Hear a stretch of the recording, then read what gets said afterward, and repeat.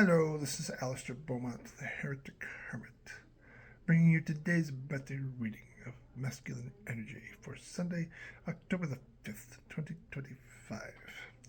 The birthday reading consists of 5 cards laid out in order, starting with where you are at, leading to where you are going, followed by what stands in your way, how to get through it, and your always positive birthday gift of the card of the day, just in case the reading leaves you feeling uncomfortable. This was not so bad. I would say this one gives you about 30% maybe.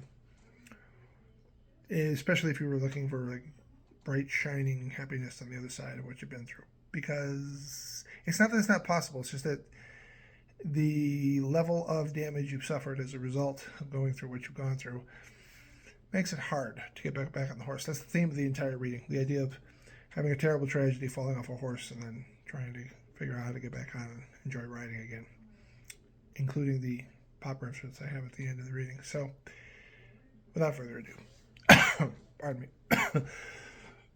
Oh, excuse me. Where you are at is represented by the reversed Five of Wands. One of the great battles of your life is finally at an end. You are now in a recovery phase, the natural transition from war to peacetime, where you take the days a little slower and a little bit easier, because you've been through the ringer. They really did a number on you. Where you are going is represented by the Three of Wands.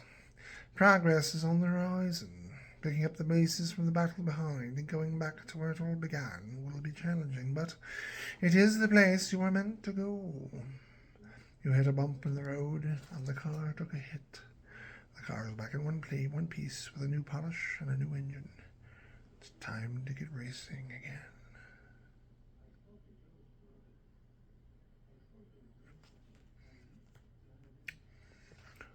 What stands in your way?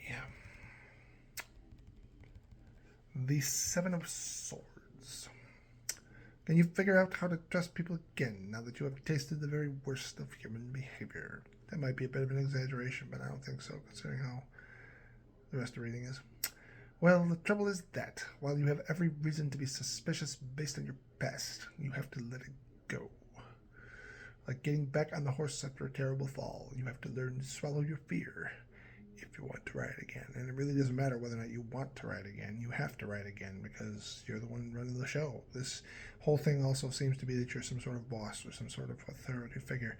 People look up to you. So because of that, you're just going to have to get back on the horse, whether you want to or not. You can't just abandon these people.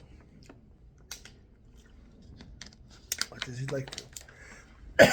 Or at least not the people, but abandon the job itself. But you can't do that.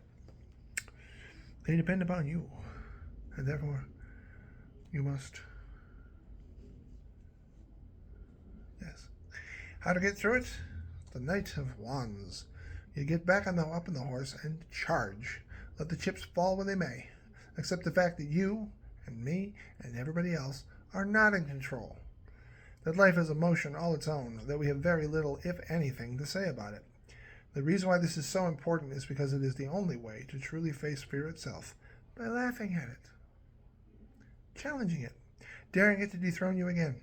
Give yourself in to the mercy of the wind, and you learn to ride.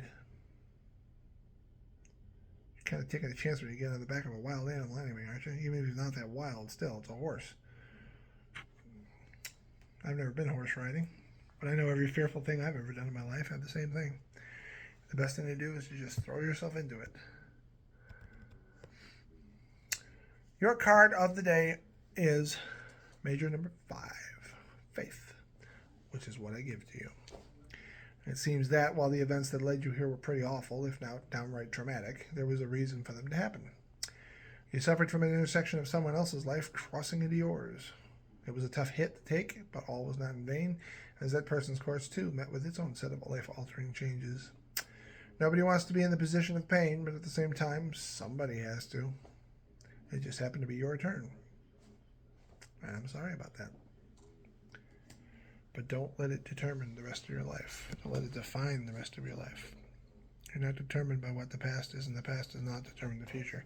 It has an influence on it, certainly, but it does not determine it. That's where people make the mistake. Yes, you can have your past does have an influence, but it doesn't mean that what's happened to you over and over again in the past necessarily is just going to keep going. Everything changes. In 1998, the late great Robert Redford. See you, Robert. Thanks for all the movies. Made a beautiful little film called The Horse Whisperer, starring Kristen Scott Thomas and a very young Scarlett Johansson, as much as Robert Redford himself. In it, Grace, played by Scarlett, goes riding with her best friend, and tragedy strikes when they lose control of their horses, slide down a snowy embankment, and end up in front of an 18-wheeler as it barrels down a curved road. Without going too much into the plot to spoil it, the movie is about a mother's love, as she takes the damaged horse Grace was riding out to Montana to a horse whisperer, where she hopes he can find a way to mend the bond between the two.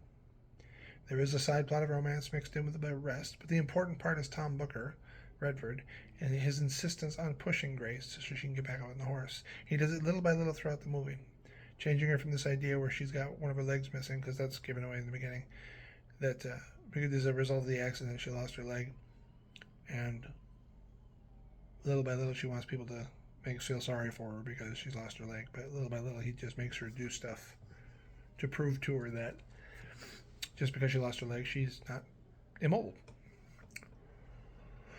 If you haven't seen the movie, it is a very good one, and it relates to you and your situation if you understand the things I said about your reading. I wish you the absolute best, and I hope you have a happy birthday. Thank you very much for watching this video. Please like and subscribe so you never miss a new one. And leave your comments below, but only if you can do so in a civil and respectful manner.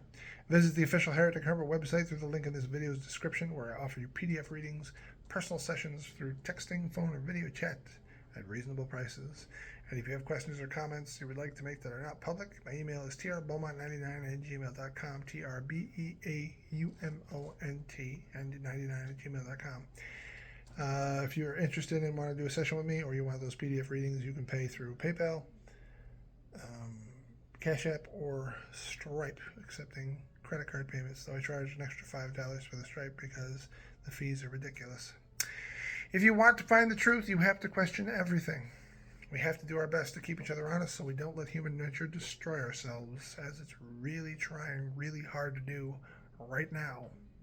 May the universe guide you to prosperity and happiness, and I will be seeing you.